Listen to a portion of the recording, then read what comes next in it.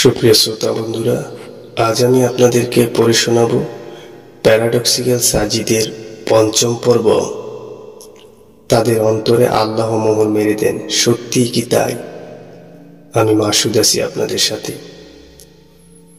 বিশ্ববিদ্যালয়ের কেন্দ্রীয় লাইব্রেরিতে বসে বই পড়ছিলাম। সাজিদ পড়ছিল অ্যান্টনি মাসকারেনহাসের দ্য লিগেসি অব ব্লাড বইটি। বাংলাদেশের স্বাধীনতা যুদ্ধের উপর বিদেশি সাংবাদিকের লেখা বই। সাজিদের অনেক দিনের ইচ্ছে, বাংলাদেশের মুক্তিযুদ্ধের উপর সে একটা ডকুমেন্টারি তৈরি করবে। তাই মুক্তিযুদ্ধ নিয়ে যত বই আছে সব খুঁটিয়ে খুঁটিয়ে পড়ছে সে। আমি অবশ্য সাজিদকে সঙ্গ দেওয়ার জন্যই রয়ে গেছি। এসব বইটই পড়ার ব্যাপারে আমার যথেষ্ট অনীহা আছে। তার পিরিয়ডে সাজিদ ফোন করে বলল ক্লাস শেষে যেন ওর সাথে দেখা করি। দেখা করতে এসেই আটকে গেছি। সোজা নিয়ে এলো লাইব্রেরিতে। মোটা মোটা বইগুলি নিয়ে সে বসে পড়ছে, খুব মনোযোগ দিয়ে পড়ছে, আর গুরুত্বপূর্ণ লাইনগুলো ডায়েরিতে টুকে নিচ্ছে। আমি আর কি করব? সাজিদকে মুখের উপর তুই বসে থাক বলে চলে আসা যাবে না, তাহলেই হয়েছে। আমি ঘুরে ঘুরে সেলফে সাজিয়ে রাখা বইগুলি দেখছি। হুমায়ুন আহমেদের একটি বই হাতে নিলাম। বইটির নাম দিঘির জলে কার ছায়া। হুমায়ুন আহমেদের নামের এই ভদ্রলোক বাংলাদেশের বেশ জনপ্রিয় লেখক। যদিও ওনার তেমন বই আমি পড়িনি, কিন্তু সাজিদের মুখে ওনার বেশ প্রশংসা শুনেছি। ওনার বেশ কিছু কালজয়ী চরিত্র আছে। একবার নাকি ওনার নাটকের একটি পট পাল্টানোর জন্য মানুষ মিছিল নিয়েও বেরিয়েছিল। বাবা, কি সাংঘাতিক! দিঘির জলে কার ছায়া নামের বইটি উল্টাতে গেলাম। উল্টাতে উল্টাতে একটি জায়গায় আমার চোখ আটকে গেল। বিবর্তনবাদের জনক চার্লস ডারউইনের ব্যাপারে কিছু একটা লেখা। পড়তে শুরু করলাম। আহসানকে পেয়ে শওকত সাহেব আনন্দিত। তিনি নতুন একটা বই পড়ছেন। বইয়ের বিবর্তনবাদের জনক ডারউইন সাহেবকে ধরাশায়ী করা হয়েছে। তার পূর্বপুরুষ বানর, এটা তিনি মেনে নিতে পারেন না। তখন সমস্যার সমাধান হয়েছে। তিনি আহসানের দিকে ঝুঁকে এসে বললেন, তুমি ডারউইনবাদে বিশ্বাস করো? আহসান বলল, জি চাচা, করি। তোমার বিশ্বাস? তুমি এখন যে কোনো একটা ভালো ডাস্টবিন দেখে ফেলে আসতে পারো। আহসান বলল, জি আচ্ছা। পুরো বিষয়টা না শুনি জি আচ্ছা বলবে না, আগে পুরো বিষয়টা শুনো। আহসান হতাশ ভঙ্গিতে পুরো বিষয়টা শোনার জন্য প্রস্তুত হলো। সহজে এই বিরক্তিকর মানুষটার কাছ থেকে সাড়া পাওয়া যাবে না বলে মনে হচ্ছে। শওকত সাহেব বললেন, তোমাদের ডারউইনের থিওরি বলে পাখি এসেছে সরীসৃপ থেকে। তুমি এখন একটা সাপ ও ময়ূর পাখি রাখো। চিন্তা করো যে ময়ূরের পূর্বপুরুষ সাপ, যে সাপ এখন ময়ূরের প্রিয় খাদ্য। বলো, তোমার কিছু বলার আছে? এই মুহূর্তে কিছু বলার নেই চাচা। মনে মনে 10-এর উপর 950টা শূন্য বসাও। এই বিশাল প্রায় অসীম সংখ্যা দিয়ে 1কে ভাগ করো। কিভাবে জানো? শূন্য।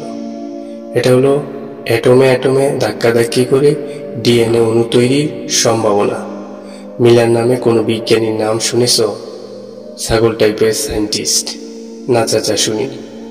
ওই ছাগলটা 1950 সনে একটা এক্সপেরিমেন্ট করে অন্য ছাগল সায়েন্টিস্টদের মধ্যে হইচই ফেলে দিয়েছিল। ছাগলটা করেছে কি, ল্যাবরেটরিতে আদি পৃথিবীর আবহাওয়া তৈরি করে ঘন ঘন ইলেকট্রিক কারেন্ট পাস করছে, কিছু প্রোটিন অণু তৈরি করে বলেছে। এভাবেই পৃথিবীতে প্রাণের শুরু। প্রাণ সৃষ্টিতে সৃষ্টিকর্তার কোনো প্রয়োজন নেই। এখন সেই ছাগল মিলারকে নিয়ে বৈজ্ঞানিক মহলে হাসাহাসি চলে। লাইফ ম্যাগাজিনে কি লেখা হয়েছিল পরে শোনাই চাচা, আরেকদিন শুনি। জটিল কিছু শোনার জন্য আমি এই মুহূর্তে মানসিকভাবে তৈরি নই। জটিল কিছু বলছি না, জলবৎ তরল, মন দিয়ে শোনো।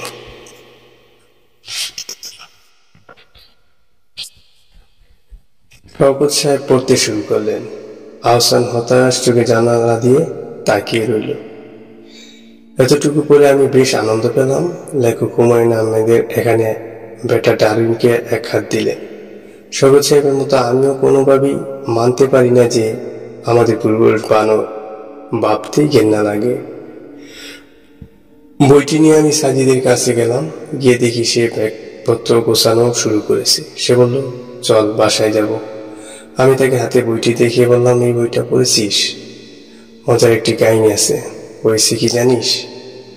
আমার মুখ থেকে কথা কেড়ে নিয়ে সাজিদ বলল, শওকত সাহেব নামের এক ভদ্রলোক আহসান নামের একটি ছেলেকে সামনে ডারউইনের গোষ্ঠী উদ্ধার করেছে, তাই না? তাই তো? আমি অবাক হলাম। বললাম, হ্যাঁ, কিন্তু আমি এই ব্যাপারে বলবো কি করে, বুঝলি? সাজিদ ব্যাগ কাঁধে নিয়ে নিতে নিতে বলল, এটা ছাড়া এই বইতে আর তেমন বিশেষ কিছুই নেই যেটা দেখাতে তুই এভাবে আমার কাছে ছুটে আসবি, তাই অনুমান করলাম। আমি আর কিছুই বললাম না। বইটি সেলফে রেখে দিয়ে হাঁটাক ধরলাম। সিঁড়ির কাছাকাছি আসতে হঠাৎ বিপ্লবদার সাথে দেখা। ওনার সাথে শেষবারের মতো দেখা হয়েছিল ওনার বাসায়। সেবার সাজিদ আর বিপ্লবদার মধ্যে কোয়ান্টাম ফিজিক্স নিয়ে যা বিতর্ক হয়েছিল সেটা দেখার মতো ছিল। বিতর্ক বিপ্লবদা সাজিদের কাছে গোহারা হেরেছিল, সেটা ভাবতেই এখন আমার পৈশাচিক আনন্দ হয়। আমাদের কাছ দেখেই বিপ্লবদা হেসে দিল। কিছুক্ষণ কথাবার্তা বললেন। এর মধ্যে হঠাৎ করে বৃষ্টি চলে এলো। মধ্য আকাশে সূর্যি মামা তখনও বহাল তবিয়তে জ্বলজ্বল করছে। আবার ওদিকে বৃষ্টির বিশাল বিশাল ফোঁটা। গ্রাম্য লোকজনের কাছে এই বৃষ্টির একটি মজার ব্যাখ্যা আছে। তারা বলে, শেয়ালের বিয়ে হলে এরকম বৃষ্টি হয়, রোদের মধ্যে বৃষ্টি। শেয়ালের প্রজাপতির মধ্যে বিয়ের প্রচলন আছে কি না তা কে জানে। বিপ্লবদার সহ আমরা ক্যান্টিনে ঢুকলাম। বৃষ্টি কমলে বের হতে হবে। সাজিদ 3 কাপ চা অর্ডার করলো। এরপর বিপ্লব তার দিকে তাকিয়ে বলল, দাদা, চা খেতে অসুবিধা নেই তো? না না, ইটস ওকে, বিপ্লবদা উত্তরে বলল। এরপর আবার বিপ্লবদা বলল, সাজিদ, তোমার সাথে একটি ব্যাপারে আলাপ করা উচিত। ততক্ষণে চা চলে এসেছে। বৃষ্টির মধ্যে গরম গরম ধোয়া ওঠা চায়ের কাপে চুমুক দেওয়ার ফ্লেভারই অন্যরকম। সাজিদ তার কাপে চুমুক দিতে দিতে বলল, হ্যাঁ দাদা বলুন, কোন টপিক? বিপ্লবদা বলল, ওই যে তোমরা যে বইটাকে স্রষ্টার বাণী বলো সেটা নিয়ে, কোরআন। সাজিদ বলল, সমস্যা নেই, বলুন কি বলবেন। বিপ্লবদা বললেন, কোরআনের একটা সূরা আছে, সূরার নাম বাকরা। সাজিদ বলল, সূরাটির নাম বাকরা নয়, বাকারা। বাকারা অর্থ গাবি, ইংরেজিতে দা ক্রাউ। এই আর কি। এই সূরার 6 থেকে 7 নম্বর লাইনগুলো তুমি কি পড়েছ? পুরো কোরআনই আমরা মাসে কয়েকবার করে পড়ি। এটা মার্কস কিংবা প্লুটোর রচনা নয় যে একবার পড়া হয়ে গেলে শেলফে আজীবনের জন্য সাজিয়ে রাখবো।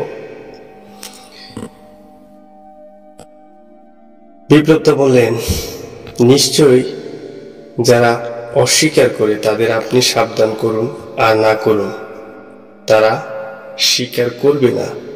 আল্লাহ তাআলা তাদের হৃদয়ে এবং তাদের কর্ণকুহরে মোহর মেরে দিয়েছেন, তাদের দৃষ্টির উপর আবরণ টেনে দিয়েছে, তাদের জন্য আছে ভয়াবহ শাস্তি। এটি বলে বিপ্লবদা থামলেন। সাজিদ বললেন, তো কি সমস্যা? বিপ্লবদা বললেন, দেখো, এখানে বলেছে কাফিরদের হৃদয়ে আর কানে তোমাদের আল্লাহ মোহর সিল মেরে দেয়। সিল মারা মানে তালাবদ্ধ করে দেওয়া, তাই না? এখন কাফিরদের হৃদয়ে আর কানে যদি সিল মারা থাকে, তারা তো সত্যের বাণী, তোমরা যেটাকে ধর্মের বাণী বলো আর কি, সেটা বুঝতে পারবে না, উপলব্ধি করতে পারবে না। আল্লাহ যেহেতু তাদের হৃদয়ে আর কানে সিল মেরে দিয়েছে, তাই তারা ধর্মের বাণীগুলো বুঝতে পারছে না, তাই তারা কাফির থেকে যাচ্ছে, নাস্তিক হচ্ছে। তাদের কি দোষ এলো বলো? আল্লাহ হয়তো চান না তারা আস্তিক হোক, চাইলে তিনি নিশ্চয়ই হৃদয়ে আর কানে সিল মেরে দিতেন না। আবার শেষে এসে বলেছে তাদের জন্য আযাব অপেক্ষা করছে। এটা কেমন কথা? একদিকে সিল মেরে দিয়ে সত্য বোঝার থেকে দূরে রাখছেন, আবার ওইদিকে আযাবও প্রস্তুত রেখেছেন। ব্যাপারটা কি ঠিক বলো? বিপ্লবীর কথাগুলো আমার কাছে খুব যৌক্তিক মনে হলো। আসলেই তো এই আয়াতগুলো নিয়ে তো এভাবে কোনোদিন ভাবিনি। আল্লাহ তাআলা এদিকে বলেছেন কাফিরদের অন্তরে মোহর মেরে দেন, আবার তাদের জন্য শাস্তির ব্যবস্থা করে রেখেছেন। ব্যাপারটা কি?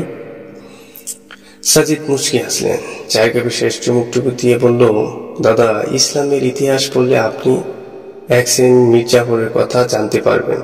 এরা করতো কি জানেন? রাসূল সাল্লাল্লাহু আলাইহি সাল্লামের কাছে আসতো, হাতের মুষ্টির মধ্যে পাথর নিয়ে বলতো, মুহাম্মদ, আমার হাতে কি আছে বলতে পারলে আমি এখনই ইসলাম কবুল করব। দেখি তুমি কেমন নবী।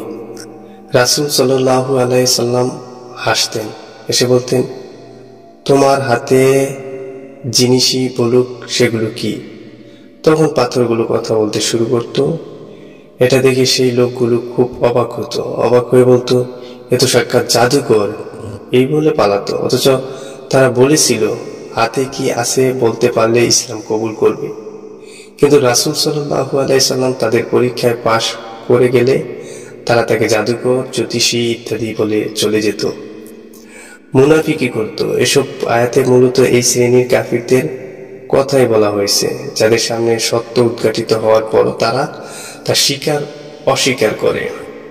বিপ্লবী কিন্তু অন্তরে মোহর মেরে দিয়ে তাদের সত্য জানা থেকে বঞ্চিত করে আবার তাদের শাস্তি দেওয়াটা কি ঠিক? মোহর আল্লাহ তাআলা ইচ্ছে করে মেরে দেন না, সেটা সিস্টেমেটিকলি হয়ে যায়।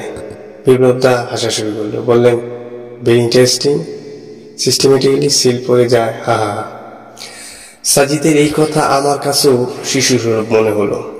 সিস্টেমেটিকলি সিল পড়ে যায়, আল্লাহ তাআলা মারেন না, এটা কেমন কথা?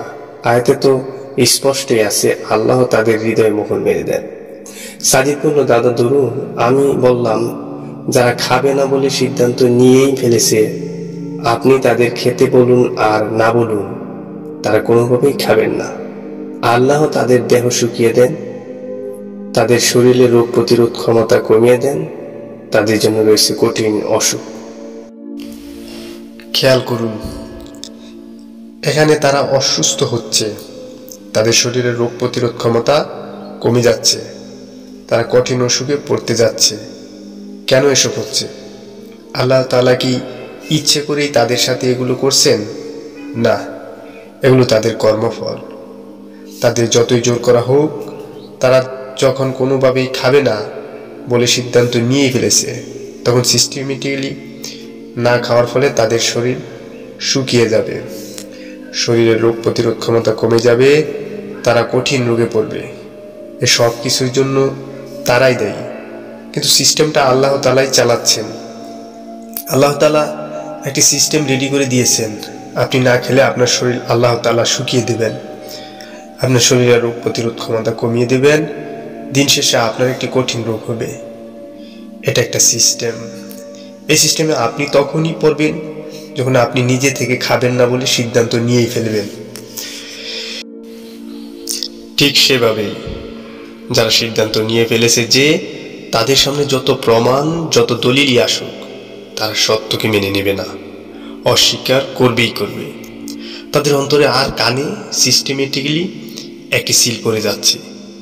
না খাওয়ার ফলে আপনি যেভাবে শুকিয়ে যান, আপনার শরীর রোগ প্রতিরোধ ক্ষমতা কমে যায়, আপনার কঠিন অসুখ হয়, ঠিক সেভাবেই বিশ্বাস করবেন না বলে সিদ্ধান্ত যখন নিয়েই ফেলেছেন, তখন আপনার অন্তরে কানে সিল পড়ে যাচ্ছে, আর দিন শেষে আপনার জন্য অপেক্ষা করছে কঠিন অসুখ, আযাব। এর জন্য আল্লাহ তাআলাকে ব্লেম করা হবে কেন? সাজিদ এক নাগারে বলে গেল কথাগুলো। বিপ্লবদার মুখ খানিকটা ফ্যাকাশে হয়ে গেল। তিনি সম্ভবত বুঝে গেছেন ব্যাপারটা। আমি বললাম, বাব্বা, কি দিয়ে কি বুঝিয়ে দিলি রে ভাই, আমি হলে তো হজবরল করে ফেলতাম। সাজিদ মুচকি হাসলো। বৃষ্টি অনেকক্ষণ আগেই থেমে গেছে। আমরা বিপ্লবদার কাছ থেকে বিদায় নিয়ে বেরিয়ে এলাম। ধন্যবাদ সবাইকে।